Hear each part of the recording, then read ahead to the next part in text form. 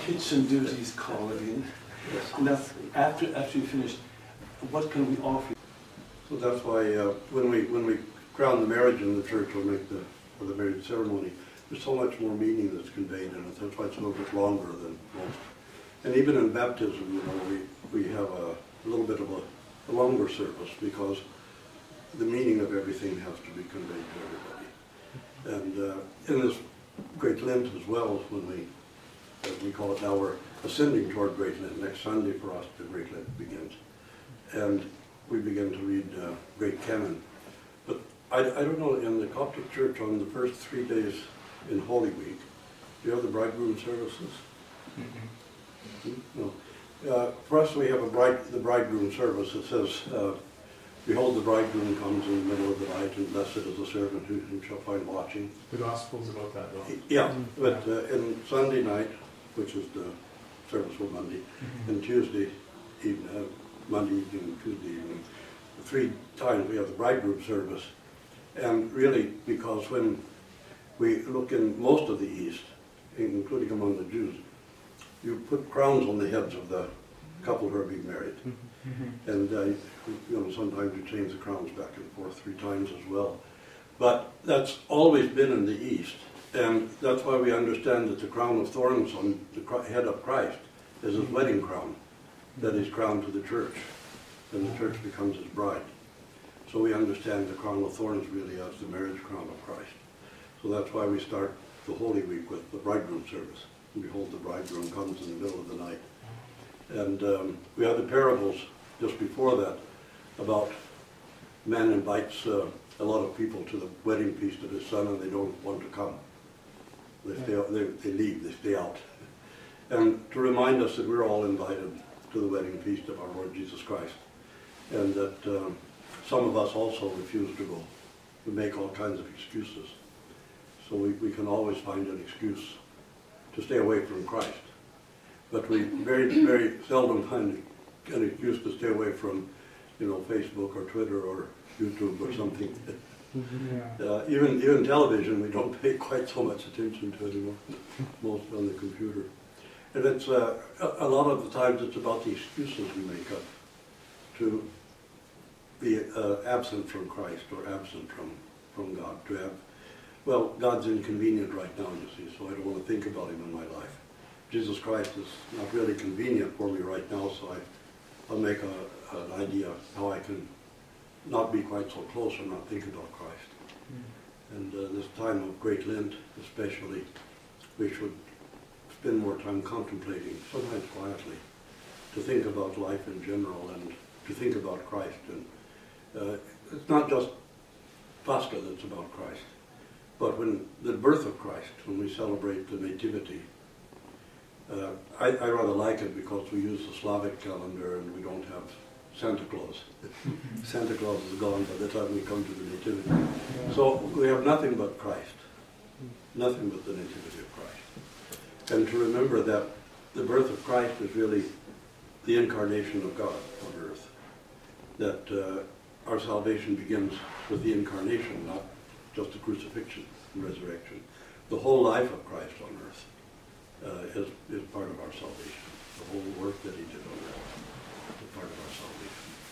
And we have to think, when we come to Pascha and Great Lent, we also should think about the birth of Christ, especially at the beginning of Great Lent, and then see the work of Christ through Great Lent, what he actually did on earth. And not just what he taught us, but how he lived. But if we paid attention to Christ, which most Christians don't really pay attention to Christ. You know, Mohandas Gandhi, the great Indian leader, said the trouble with Christians is they pay so little attention to Jesus Christ. And very often that does happen in our lives. We prefer the Old Testament. We go back to the Old Testament so much. And we don't pay attention to the gospel and the things that Jesus Christ taught us. We always look back to the law, but of course Christ tore up the law. And Apostle Paul tells us that he tore up the handwriting of the law that was against us. And we were liberated from the law as well as from the fear of death. But I wonder how people understand our salvation. You know, in the West they have the idea that Christ died to pay a just death penalty for us as a sacrifice to satisfy God's anger. But in the East we always understood that Christ liberated us from the power of death. Because Apostle Paul says that we're all held in bondage by the fear of death. And Satan holds us in bondage through the fear of death. So Christ, first of all, showed us how to come back to God in his own life and teaching, but also liberated us, set us free from the fear of death, so we would not be in bondage to Satan, to the prince of this world. And this really is our salvation. It's what we're redeemed from the power of death, to set us free. That's why the holy martyrs could die with joy, because they knew that the power of death had been conquered by Christ, and that they would go into everlasting life. Anyway, what kind of questions have you? Any of you? You know, for some degree you want to sit and think a little bit too, but what kind of questions have you? You know, we're faced with so many great transformations in this century. Even the human brain is evolving, pressed by technology, with actual changes in the human brain. And we have gone so far now that, you know, you can operate, as you all know, you can operate computer screens only with your eyes without touching anything. And Samsung is just marketing a new device. So you can operate your cell phone with your eyes. And of course the military almost a decade ago started developing weapons that you could operate only with your eyes. If you aim with your eyes and what you're looking at, you fire a smart rocket and it's going to land exactly where you're looking and explode. So, you know, all of these things transform the way people think, the way we understand the universe and the way we understand ourselves. The new system of robotics, for example, and avatar programs. You know, we have an organization called Global Future 2045 that I belong to, and we mostly discuss robotics and avatars. And you know, my background is in physics, and I have also 4 years of neurobiology. So we discuss these things. You know, you can create an avatar which is, you can't tell it from a human being from looking at it. You may have seen these in Japan, developed them the most completely. But you can create robotics now that behave in every way like a human being, but you can't give them a conscience. Consequently, we could end up just creating psychopaths. Really, if you don't have a conscience, you're a psychopath. And you certainly can't put a soul into them. But the Avatar program is moving, sponsored mostly by the military. And robotics are very useful because you also get prosthetic devices for people who are crippled. You know, there's a robotic arm for people who are completely crippled, like multiple sclerosis or ALS, and they can operate it with their brain waves. They think about picking up a glass of water and drinking it, and the robotic arm next to them reads the brain waves, picks it up, and gives them a drink. So there are a lot of really useful things that are coming from it. But with everything, we have a way of dividing everything to the good and the bad both. We can use it for both. The military wants to build killing machines. We want to build things that will help people who are ill or crippled or disabled in some way. The Sloan Kettering Cancer Institute has a robotic device that diagnoses, because they want to treat cancer. There's a cancer driver, you know, just like your software drivers. There's a cancer driver in each type of cancer. And if they can analyze that, they can aim treatment very specifically instead of almost killing you with the broad spectrum chemo radiation, and have a much better chance of a cure as well. So there are so many good things that are coming out of a lot of our technology, but as usual, there's the other side of it. And we notice that among a lot of the younger generation, even the thought processes are changing a lot. And try to respond to that, to try to speak to it. Because really, Orthodoxy has an answer, can encounter any reality and respond to it in a creative, life-affirming way. But we sometimes have to think about it a little. We sometimes have to be aware of what is developing and what is new for us, so that we can respond to it in a proper way. And one way to do that is, when I speak at a university, I always ask, even though it's not about religion, you know, the norm has something to do with religion. Most of them think I'm a recruiter for Hogwarts or something. But once we get past that, I've often asked a class, it's usually philosophy and physics combined class, and I asked them, how many of you were raised in a Christian family? Mostly down in America. And the young people who were born before the 1990s, it was about 90% were raised in a Christian family. After the 90s, it's more like 40 or 50%. Yeah. And then I asked, how many of you still consider yourselves to be Christians? It's about 4 or 5% at the university level. Wow. And then I asked the reasons why people left Christianity. Surprisingly, the number one reason is always the Western teaching about atonement, which is really very ugly and sort of pagan. The other one is hypocrisy and bigotry in Christianity. And you ask to talk about the realities of life, and you get very bad answers most of the time that don't satisfy anybody. So those are reasons why, you know, we always ask if you have questions, because sometimes to respond to the actual questions that people have, and not just tell them what we think they want to hear. So what would you say was the greatest moral issue in our day? What's the biggest moral problem? Anybody want to answer that? Apathy. Yeah, I was just going to say that actually. Apathy. Apathy. Yeah.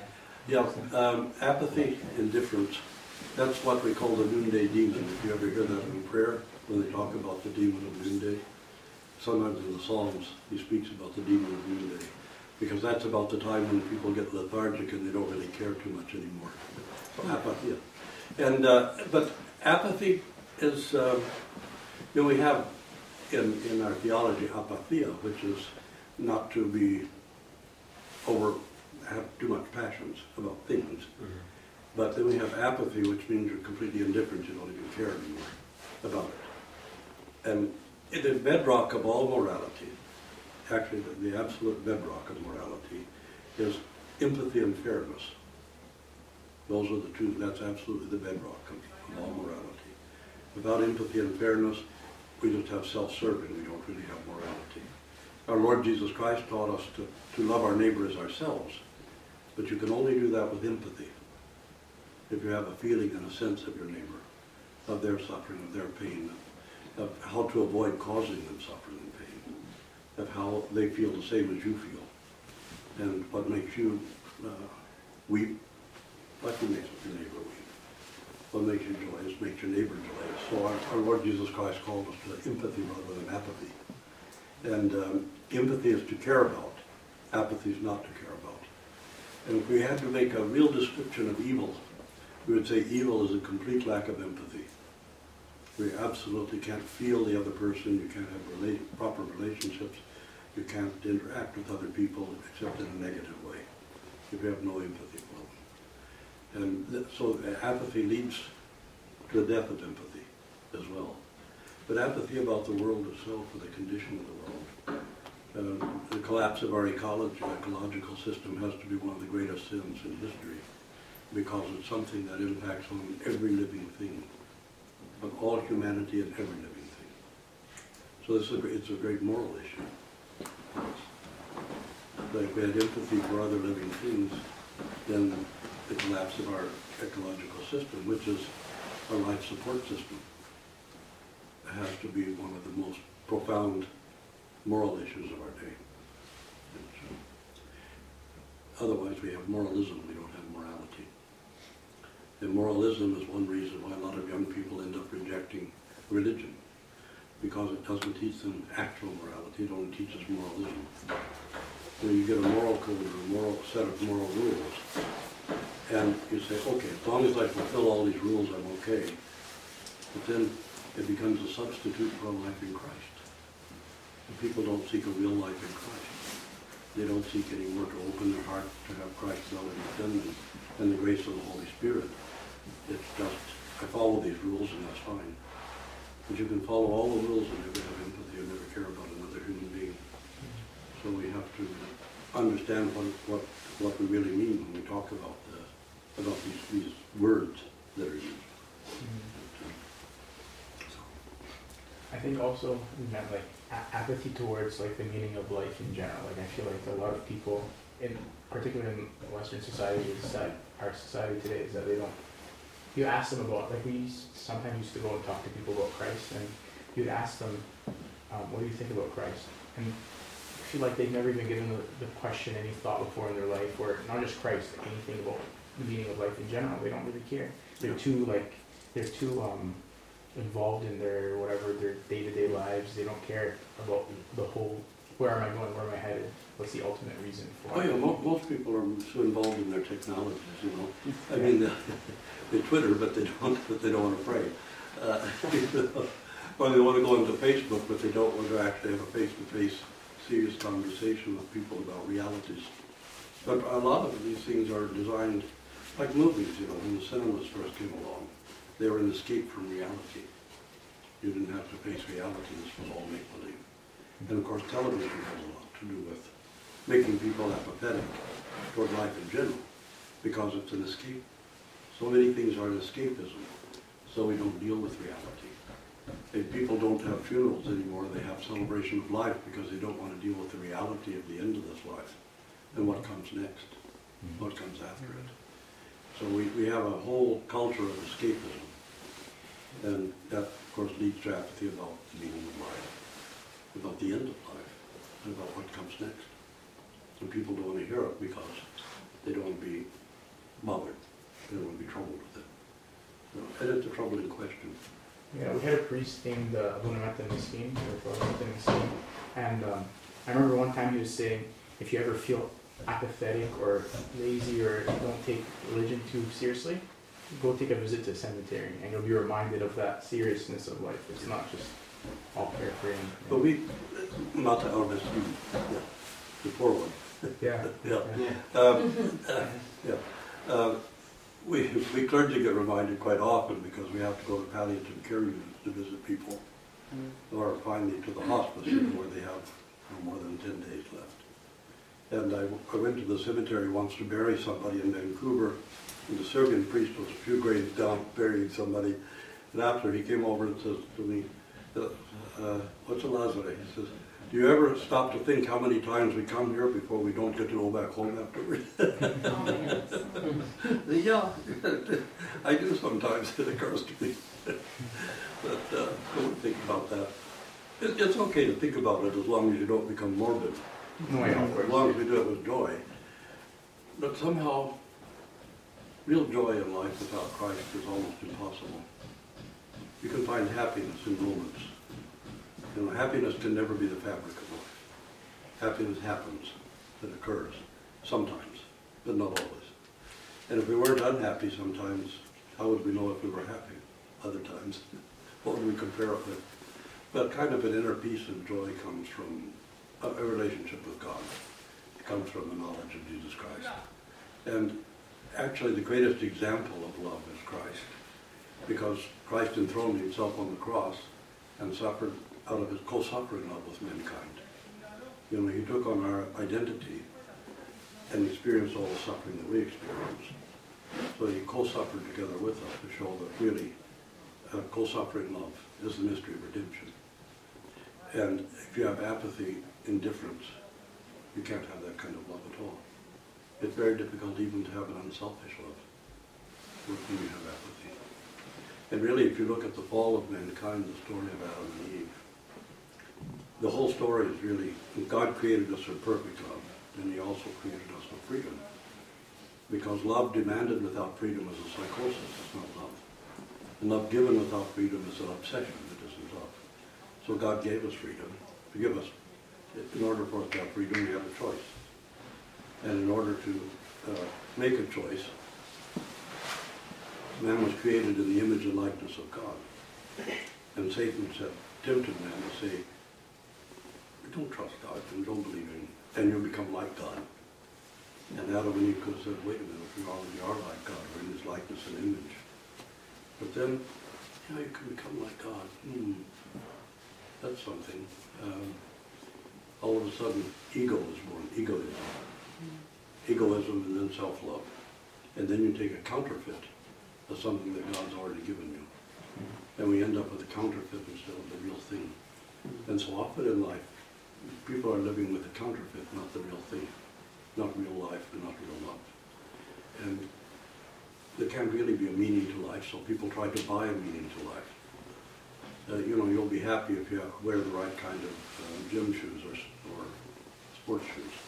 If you wear Nike, you'll be happier than if you wear another brand. And happiness is just another purchase away. Just buy more and be happy. And that's a line from a famous novel. So something like 1984, it wasn't that one, but the person goes into a confession and it's a television screen, and the big brother speaking to him on a television screen. And he's telling him all of his problems, and big brother says, I understand. Now buy more and be happy. And, you know, our whole economic system now is based on consuming. And it ultimately consumes us in many ways. Spiritually, it certainly consumes us. But the advertising industry is the serpent of Eden because it wants to increase our desires constantly, to increase our passions constantly. When Paul said, I've learned to be content under every circumstance, he never said, I've learned to be happy under every circumstance, but content. But contentment is required for happiness. Until you have contentment, you can't have real happiness because you always have an agitation inside you. That you need more, you want to buy more, you desire more. And then your peace is taken away sometimes. So this is part of the whole culture around us.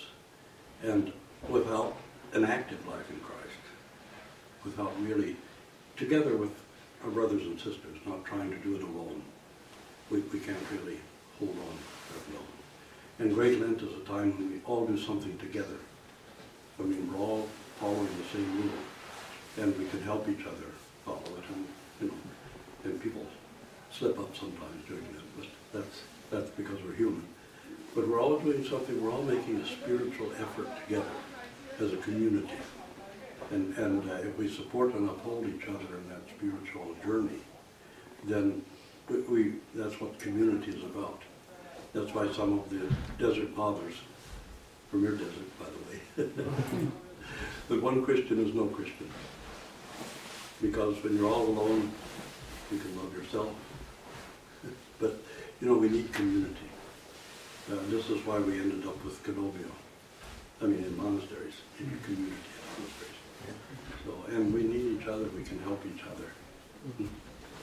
As far as you were talking about technology in Western society, should we be more worried about isolating ourselves from it, or should we be, you know, getting involved with technology, using Facebook and all that, but trying to utilize it to benefit, you know, our faith and all that? No, people are really interested in it in a positive way. I mean, the medical uses of modern technology are amazing, and how much they give to people who are robotics is a great help to people who are paraplegic, quadriplegic, or have ALS or something like that. You know, the spin-off that we get from robotics is really in medicine and in people who are handicapped in prosthetics and things. So to be involved in it, but the trouble is, it's not that we should be isolated from technology, but we have to keep technology from isolating us from one another. That's the thing. You know, it's people sometimes put their life on the line on Facebook. You know, occasionally people get so much information that they get hurt. But to talk face to face to people who are the same faith and trying to make the same spiritual journey, and to even tell each other, you know, I have this this difficulty in my struggle, or I have this difficulty keeping the fast or something, and expect our brothers and sisters to respond in a positive way. It's not going to happen on Facebook. You know, it's, and of course, Facebook and these other things are used for bullying so often. You know, we have the girl down in Maple Ridge who killed herself, and another one down Coquitlam before who killed herself because of the bullying. And we have all these programs against bullying. So we Christians can be bullies sometimes too. We can bully people because we think we're more right and better than they are. And we look down on people, or we condemn people. And it's interesting that our Lord Jesus Christ never spoke sharply to anyone except those who were ultra-righteous. Those who are ultra-religious and ultra-righteous. Those are the ones that Christ spoke harshly to. The woman taken in adultery, nothing. The woman, St. Poteni, the woman at the well, he didn't speak harshly to her. You know, she'd had a few husbands and a few non-husbands, and she was sort of a serial monogamous thing. You know? And he didn't speak harshly to her, he spoke gently and with love. And the woman taken in adultery, you see, everybody's, oh, we've got to stone her to death, because she was caught in the very act of adultery. I remember when I was a kid, and I talked about that in church school. I asked one time, where was the guy? She couldn't have committed adultery alone. There had to be a man involved. But of course, he couldn't be guilty. Only the women were guilty.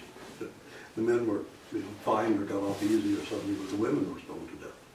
Men weren't stoned to death for adultery, only women. So we've always had this injustice in it. But, you know, remember Christ looked around and he wrote something on the dirt. I always, in my mind, I think he wrote, look, I created you from the dust of the earth in the beginning. Do you think I don't know your hearts? So whoever doesn't have to sin, cast the first stone. And then to the woman he said, oh, where are your accusers? Sir, there aren't any. Well, I don't accuse you either. Only go and don't misuse your energies anymore. That's what sin is, misuse of our energies. And how could, if the fear of being stoned to death, which is a horrible death, you can sometimes see the Taliban doing it in Afghanistan or something. And the fear of being an outcast and being cursed in society couldn't free her from that passion. How could Christ's simple words do it? Of course, he could penetrate her heart with divine grace. He could give her divine grace. But really his co-suffering love. That he took her suffering on himself and understood it. And this is what Christ does for each one of us. He also takes our suffering on himself and understands us as individuals. But stop and think sometimes how much you throw the first stone, even though you have your own sins. You know, in your mind, you throw a stone at people to be stoning them to death when you have your own sins to worry about. That's one of our great failings as Christians. We're always ready to stone somebody else to death and forget about our sins while we're doing it. Forget about our own weakness and failures while we're doing it. And we have to get over that and really have empathy for people. People are trapped in passions. The word passion means suffering. That's why we talk about the passion of Christ when we're speaking of his suffering on the cross. Passion means suffering. And people have inner suffering. The suffering of the emotions, the suffering of the mind, the suffering inside of us. It's something much worse than physical suffering, so pain. And yet we don't have sufficient empathy to realize or recognize that this sort of inner human suffering is so powerful in people.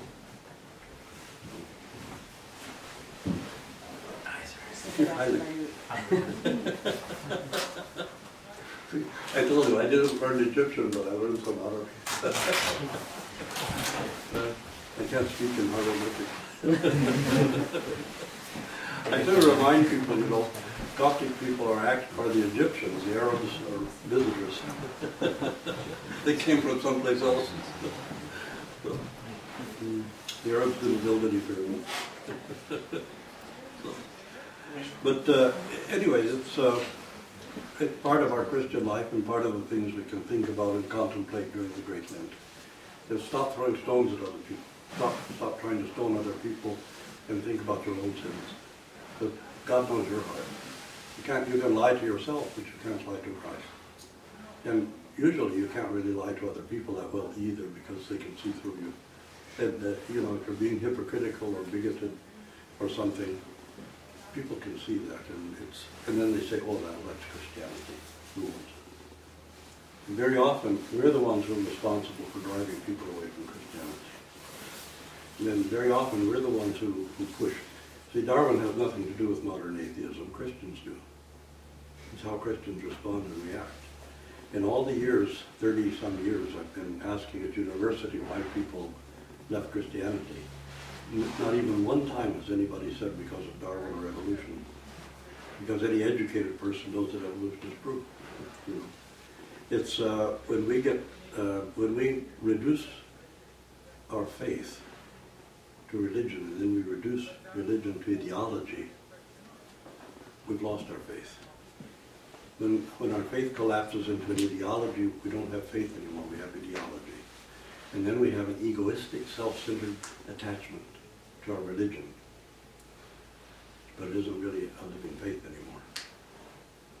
So we have to be very careful not to fall into that kind of ideology. See, when a person's models of reality, the way we see reality, and sometimes we see reality the way it was seen in the 5th century or the 12th century, you know, the earth is flat and people probably don't live on the bottom side of it, and the earth is stationary and the sun moves around the earth, you know, all these ideological things. And we think about those and we want to hold on to these model of reality as challenged. Often not by science and by technology, and valid science, very valid science. But what happens in a case like that is that our thinking goes from the reasoning part of the brain and it reverts back to the most primitive part of the brain, which is survival and self-defense. So we react without thinking, without reason anymore. And that's very crippling when we're trying to teach the gospel to people, for us to try to live in the 12th century or something, or the 12th century ideas about things. You know, the most famous collision of models of reality was with Galileo. And Galileo was almost burned at stake. They would have burned him at stake, but he was right. That's the thing. And he would have been burned at stake for heresy, but he was right. He was correct. I understand that when somebody asked in Constantinople, one of the monasteries, they mentioned the Galileo affair, and they asked the abbot of the Studion monastery, well, you know, this is heresy. He's saying that the earth stands still and the sun moves around the earth. I mean, this is the old teaching. This was Aristotle and some of the others. But here comes Galileo, and he heard Copernicus's ideas, so he takes a telescope and he says, uh-oh, Copernicus was right. The sun stands still and the earth goes around it. And they asked the abbot, he said, well, which one is true? He says, what difference does it make? I mean, God created it and put it on foundations that can't be moved. So what difference does it make whether it's one way or the other? I mean, why? You know, maybe the earth does move around the sun. So they asked and pushed, and he said, well, look, in the book of Malachi in the end, he calls Christ the Son of Righteousness. If the sun is an image of Christ and earth is the home of man, should Christ rotate around man or should man rotate around Christ? He says, no, our life should rotate around Christ. Well, then probably the earth does move around the sun. Makes sense spiritually. But it wasn't such an issue. It wasn't a big deal because it didn't matter. It didn't make any difference. So as long as we understand that God created it and God directed it and God sustains it, this is the main thing. But what do we teach people when we want to discuss Christ? And how do we do it without being condescending or arrogant or smarmy, if you know the word smarmy, the fine old English word? It's very difficult to initiate the conversation. I would say if you're on a bus someplace and you want the seat all to yourself, take out a Bible and the people next to you will move. Because they're so used to being offended by Christians. You know, who'll say, you know, see the ones who preach on the street, oh, you're all damned, you're all going to hell, you're not saved, you're not born again, you know, all that stuff. Well, that makes people defensive when any civilized Christian comes close to them. It makes them very defensive right away. They put up a wall. So we have to say, how do we get through that wall? And part of it is by our behavior and our demeanor and the way we look when we talk about it. So, you know, it's easy for me to get in a conversation about it. People stop me all the time and say, I got off the bus in Chicago one time and some little colored kids came dancing around and said, "Is you a magic man?"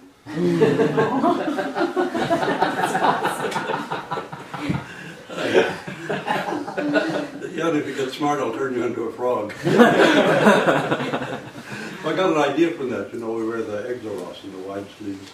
So when I visit children in the hospital, I always put a stuffed rabbit or something on so I can pull it out and give it to them. You know. But, you know, sometimes I have never had a black person or a First Nations person be offensive, ever. It's always white people who are offensive, or want to say something offensive. And you respond to it with humor, and you win. If you get irritated, you lose. Somebody asks you, why are you wearing all the robes for? And I said, well, you know, sometimes I'm traveling and I decide I want to camp out, and it's easier to wear my tent than to, you know.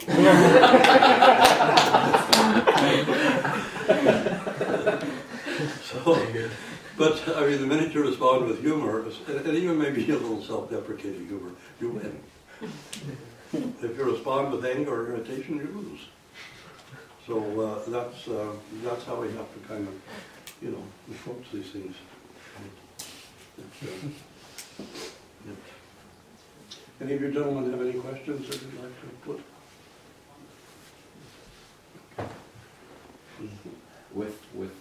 You were talking about technologies before, and oftentimes we're growing up in a generation where technology is so integral in terms of our education or our work or our careers. How do we take time practically? How do we take time and remove that from our lives and keep it simple? Because technology sometimes simplifies things, but more often it makes things a lot more complex. So how do we simplify things in our life and really hear the voice of God or hear His will in our lives? Yeah, it's interesting though that before we had technology back in ancient times when I was a kid, we didn't have telly, you know, yet. Yeah. I mean, there wasn't television.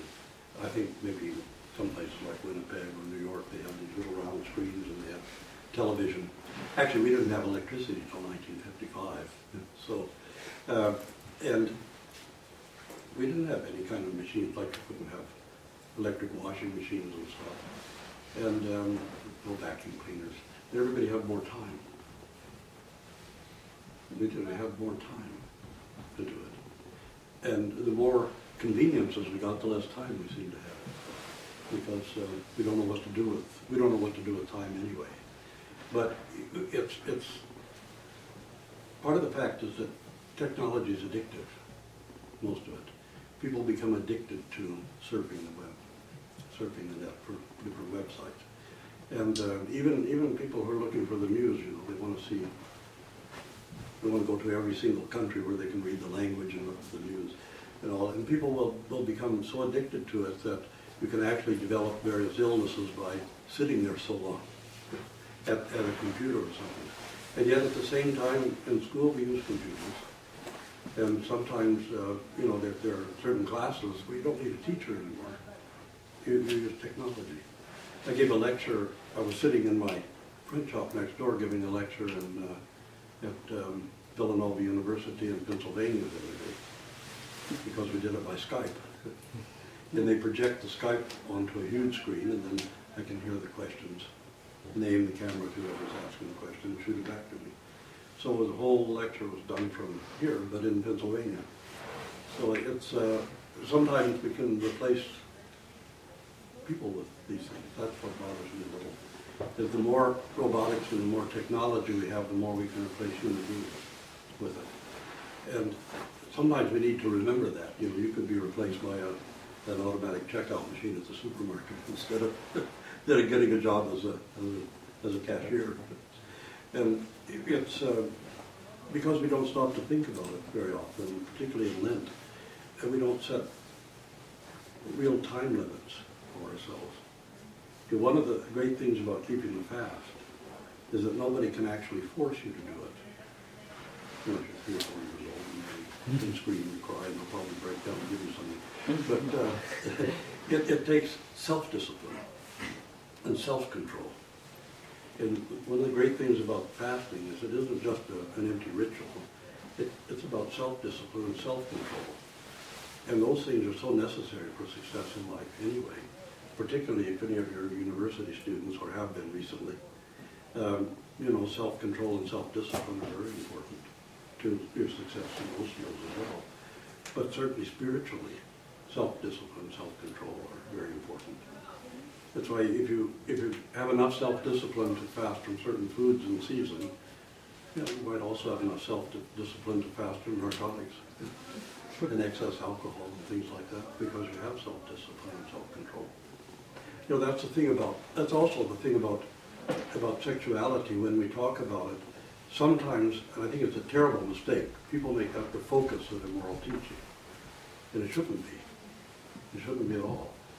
But because then it comes down to naughty and nice, God likes, God doesn't like, and things like that. It doesn't have any concrete meaning. The fact is, though, that it's such an enormously powerful drive within people that, you know, men of every species killed in fighting over women. Women don't do that. Men are the only ones who kill each other to fight over women. We're the weaker sex that way. I notice even our beavers, who are our biggest problem here, the little male beaver has to go and build a lodge and a dam. And the female beaver comes and inspects it. If she likes it, she moves in. If she doesn't, she moves on. And he's just stuck. She looks at the quality of it.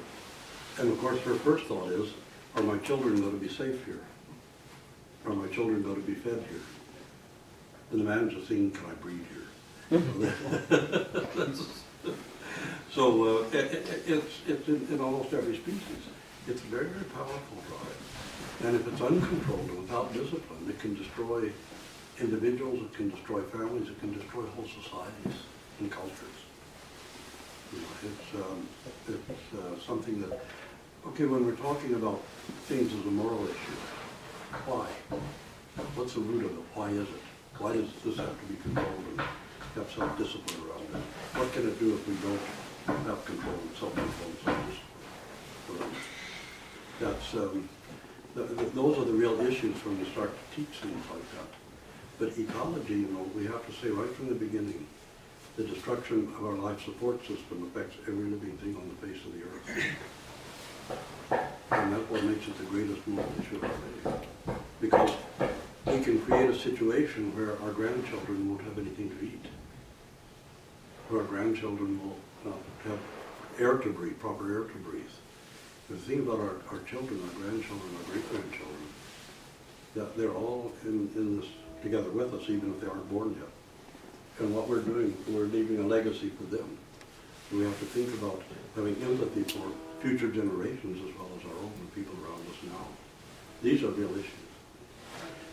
The other is how do uncontrolled and undisciplined actions, what harm do they actually do to our communities and our world, as well as ourselves, and certainly our families. You know, this is a big problem.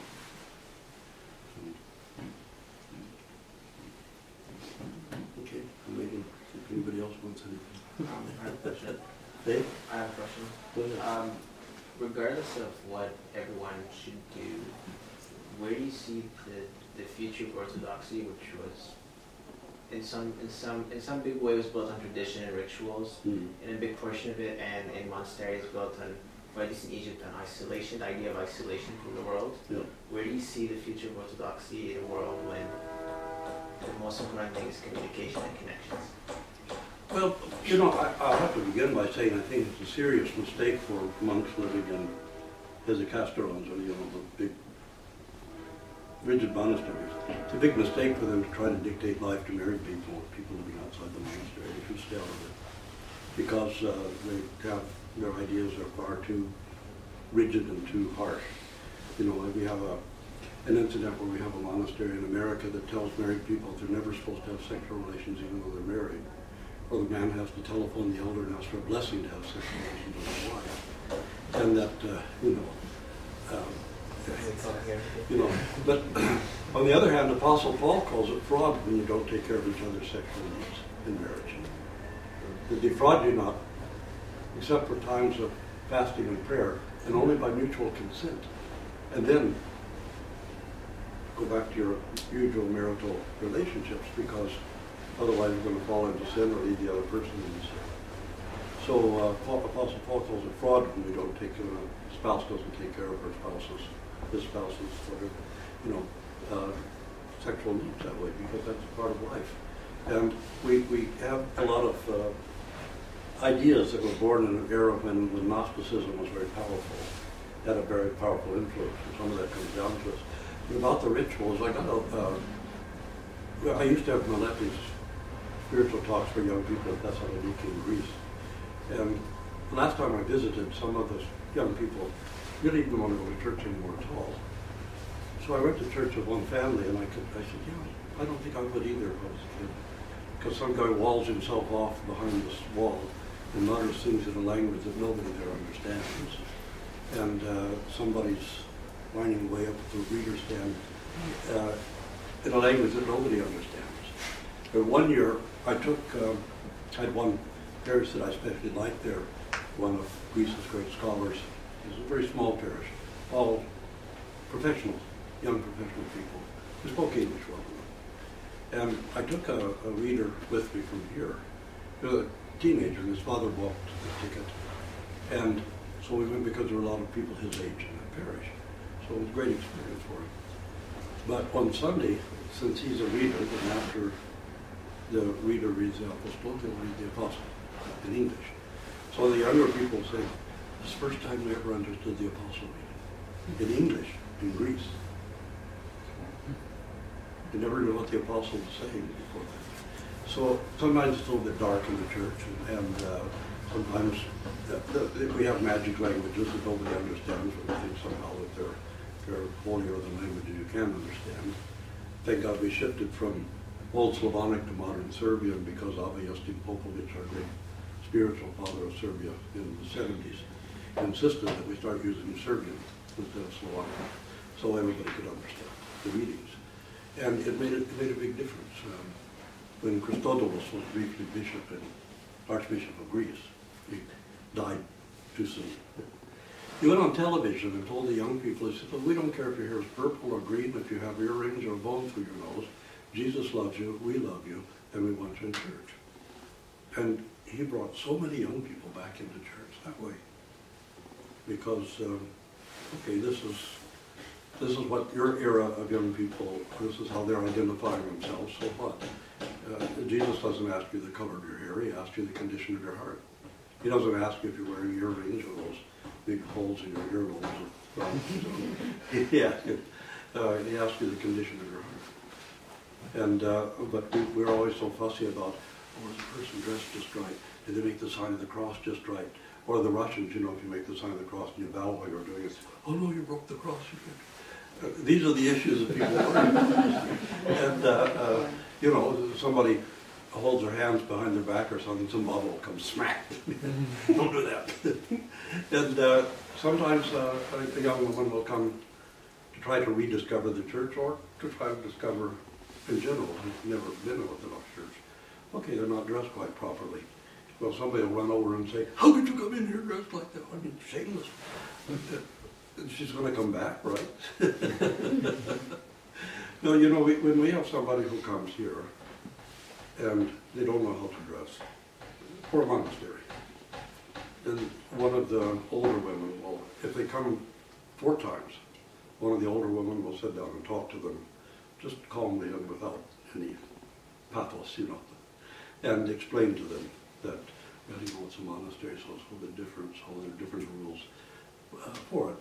But a lot of the Russian women show up in North America not even owning a dress. They don't own a skirt. They come in pants like they did in Russia. In Russian churches, they do. In the Soviet era, it was just changed the whole perspective about the way people dress. And they don't, of course in China women don't wear dresses anyway, all women wear pants. So in China, you know, it's going to be that way. But in a way, as long as they're modest, what difference does it make? It's a condition of the heart.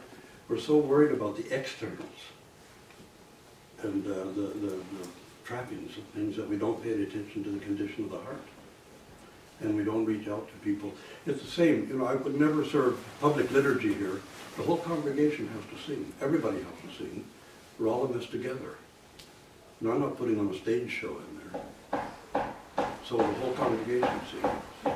Which is the actual tradition of Orthodoxy, you know, before High Byzantium, before High Byzantine took over. Everybody sings. And everybody then is participating fully in the liturgy. You can't say, oh, you participate by concentrating on the liturgy. Everybody's mind wanders and drifts sometimes during the liturgy. I mean, nobody goes through an entire liturgy without the mind drifting a little anywhere or the other. So it's but we participate more carefully if we're following the words and singing the words. We absorb the meaning of the words. If prayer isn't music, prayer is words. And in the Orthodox Church, the music we sing is draped over the words. The words give shape and form to the tones that we sing. And it's just to say the words. And even the prayers that the priest had fallen into the habit of saying silently, they're in the hymnal there so people can read them along with us. Because the prayers are too beautiful for the people not to see. The prayers that the priest says. Especially when we make the entrance, we say, how life-giving, how more beautiful than paradise, how truly more resplendent than any royal palace could thy tomb, O Lord, the source of our resurrection.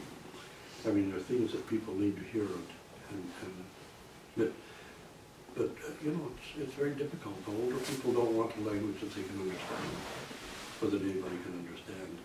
But it's difficult to see how young people will continue to come to church that haven't got a clue what's going on and what's being said. I mean, I just don't see how it can be sustained that way. I think we've got, and you know, the monks who want to go and be totally isolated, that's fine. There were monasteries inside Constantinople, inside Alexandria, and there were monasteries in the desert, both.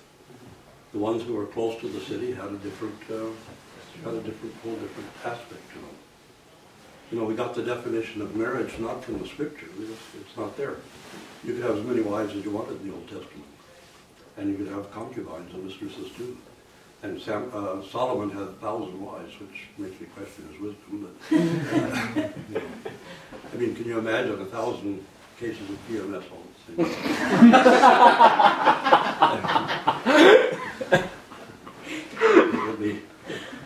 I would have gone to Egypt on holidays. You know, it's so when Justinian married Theodora. Theodora was an Egyptian prostitute. And he was studying in Alexandria, and he used to like to love the young men. And he fell really in love with her because she was an exceptional woman. And of course the palace went out of its mind when they found out he was going to marry her, but he did anyway. Which was a good thing because she was an excellent judge of character, and she saved him a lot of trouble. But what was a woman supposed to do in those days? She couldn't be a clerk typist if there wasn't a man to pay for her, to own her. As long as she wasn't owned by a man, what she was for a living? You know, that was forced on women in many ways. But anyway, she knew how brutal it was for women to be abused by men. And most men don't realize the suffering of women, or the abuse that's been heaped on women. I mean, in Islamic countries where a man can come home and cut off his wife's ear or nose if she displeases him, or where they have forced female circumcision and things like that. I mean, these are horrid things. Well, in any case, Theodora knew how it was for women to be abused. So she wanted to put a stop to buying and selling of women, brides, which still took place in parts of the empire, and to men having more than one wife and plus concubines. So she pressed, and Justinian the Great asked the abbot of Studium Monastery for a definition of marriage that would put an end to concubines buying and selling brides and having multiple wives. So he said one man and one woman to the exclusion of all others. I mean, that was for the women's sake, because women only had one husband, but sometimes husbands had a whole bevy of concubines as well. So that's why we get the definition of marriage, one man and one woman to the exclusion of all others. It was to put a stop to polygamy and to having mistresses. And so it was part of in the tradition of the church, in the life of the church. And these things came about little by little in the unfolding of the faith. And so we have other traditions and canons and laws, but have you ever heard of Bible thumpers? You know what Bible thumpers mean? People are always going around attacking people with the Bible. Like televangelists. Yeah. People my age, when I was little, and our fathers was getting killed and my mother was working in arms factories, we had to go to a little kiddie concentration camp, like a nursery school thing. But we always saw cartoons, but when we saw the cartoons in the theater, we always saw the movie of the war itself. We didn't have television. So where you saw the news was in the theaters. The full screen, we saw the Second World War taking place. Every Saturday we could see this. So it became very imminent to us. But we also saw Hitler giving speeches. And every time I see a televangelist, it's deja vu. They use the same techniques that Hitler did. And the same kind of attacking of people. And then you have to have a scapegoat. Because the Jews are evil, but the Third Reich can save you. So give us your loyalty. Well, with televangelists, they're destroying our culture and society, but if you send me your money and lots of it, I can protect you. So it's no wonder the younger people are turned off from atheists in a way. But for us to open up fully the church to a younger generation and realize that, first of all, the attention span isn't there for younger people. So it's very, very difficult. I would never serve a hierarchical liturgy unless I was in somebody else's cathedral and they were doing it and I had to. Because it's, everything's about the choreography, nothing is about the prayers. To do the choreography correctly. It could be a ballet, If the swan doesn't die just right, it's not Swan Lake. Or as Miss Piggy said, she wanted to stage Swine Lake. But sometimes, somebody's taking your mitre off, somebody's putting your armor for and all this stuff, and you're sort of like the queen bee with a bunch of worker bees around you. And it's very distracting.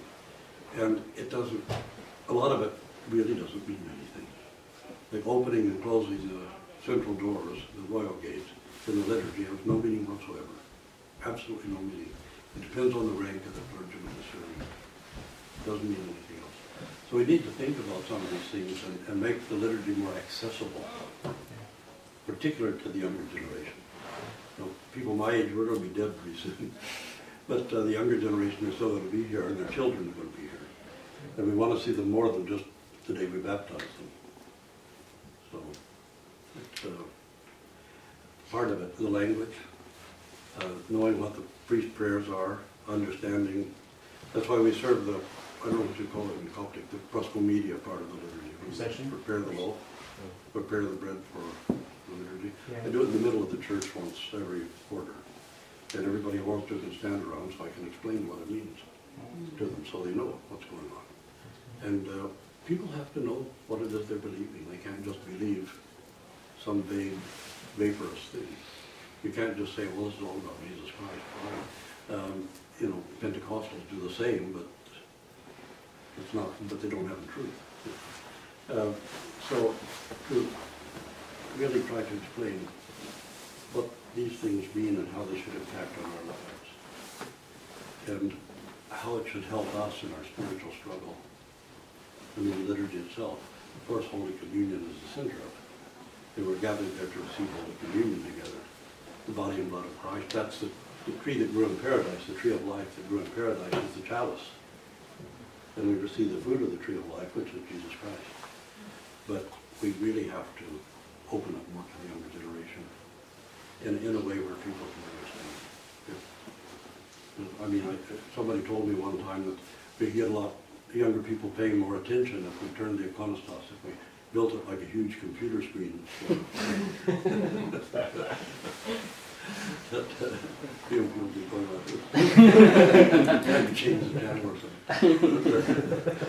Because we did have an episode in Russia where they insist on using Old Slavonic. Now, educated Russians can understand a good bit of it. But there were a lot of people who were deaf in one particular church. They had a number of deaf people. So they did put a large screen over on one side, and they would play the liturgy by word for word. But they were doing it in Russian. So before long, almost the whole congregation was gathered around the screen because they wanted to know what it said. So it was in Russian there, not Old Slavonic. So they were all standing there trying to read it as the liturgy went on. And somebody came up with the idea that, well, we could put a big screen right up at the front and we could put the liturgy in Russian on that and have it play it now and then. So why not just serve the liturgy in Russian? Well, why not serve it in Russian? You know, I mean, it would be kind of like in the Coptic Church, maybe serving the liturgy in hieroglyphics or something. You know, it's but that's one of the needs for the younger generation. You really have to think about that. And really, when we tell you something's right or wrong, or that you should do this instead of that, we really have an obligation to give you reasons for it, not just this is naughty and that's nice, or God likes and God doesn't like. You know, we try to think God's mind for him too often. And sometimes I think the way we present God to people, if God were an American, he would sue.